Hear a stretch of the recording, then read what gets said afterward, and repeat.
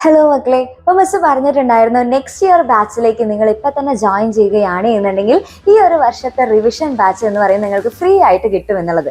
അതായത് ഇപ്പോൾ for example പറയുകയാണെങ്കിൽ ഇപ്പൊ 8ാം ക്ലാസ്സിൽ പഠിക്കുന്ന മക്കളാണെന്നുണ്ടെങ്കിൽ 9ാം ക്ലാസ്സിലെ ബാച്ചിലേക്ക് നിങ്ങൾ ഇപ്പൊ അഡ്മിഷൻ എടുക്കുകയാണ് എന്നുണ്ടെങ്കിൽ 8ാം ക്ലാസ്സിന്റെ റിവിഷൻ ബാച്ച് എൻ്റെ കുട്ടികൾക്ക് ഫ്രീ ആയിട്ട് കിട്ടുന്നതായിരിക്കും. ഇനിയിപ്പോൾ നിങ്ങൾ 9ാം ക്ലാസ്സിൽ പഠിക്കുന്ന മക്കളാണെന്നുണ്ടെങ്കിൽ നിങ്ങൾക്ക് 10ാം ക്ലാസ്സിലെ നമ്മുടെ ലക്ഷ്യ ബാച്ചിലേക്ക് ഇപ്പൊ തന്നെ അഡ്മിഷൻ എടുക്കാനായിട്ട് സാധിക്കും. അപ്പൊ അങ്ങനെയാണെന്നുണ്ടെങ്കിൽ 9ാം ക്ലാസ്സിന്റെ റിവിഷൻ ബാച്ച് നിങ്ങൾക്ക് ഫ്രീ ആയിരിക്കും.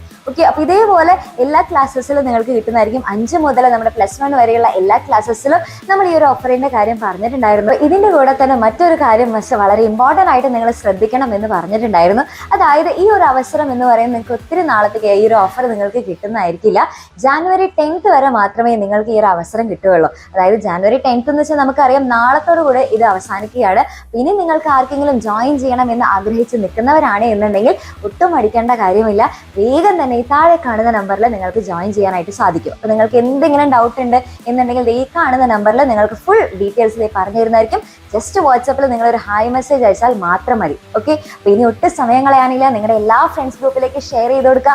ആർക്കെങ്കിലും ഇതുപോലെ ആഗ്രഹമായിട്ട് നിൽക്കുന്നവരാണ് എന്നുണ്ടെങ്കിൽ മാക്സിമം അവരിലേക്കൊക്കെ ഈ ഒരു വീഡിയോ മെസ്സേജ് നിങ്ങൾ ഷെയർ ചെയ്ത് കൊടുക്കുക. ഓക്കെ, അപ്പോൾ നമ്മൾക്ക് അടിപൊളിയായിട്ട് പഠിക്കാനുള്ള ഒരു അവസരം പോലും നമ്മൾ പാഴാക്കരുത്. അപ്പോൾ ഈ ഒരു വർഷവും അടുത്ത വർഷം നമ്മൾ ഫുൾ സെറ്റായിട്ട് എൻജോയ് ചെയ്ത് തന്നെ നമ്മുടെ എക്സാം കൂടെ നമ്മൾ പഠിക്കും.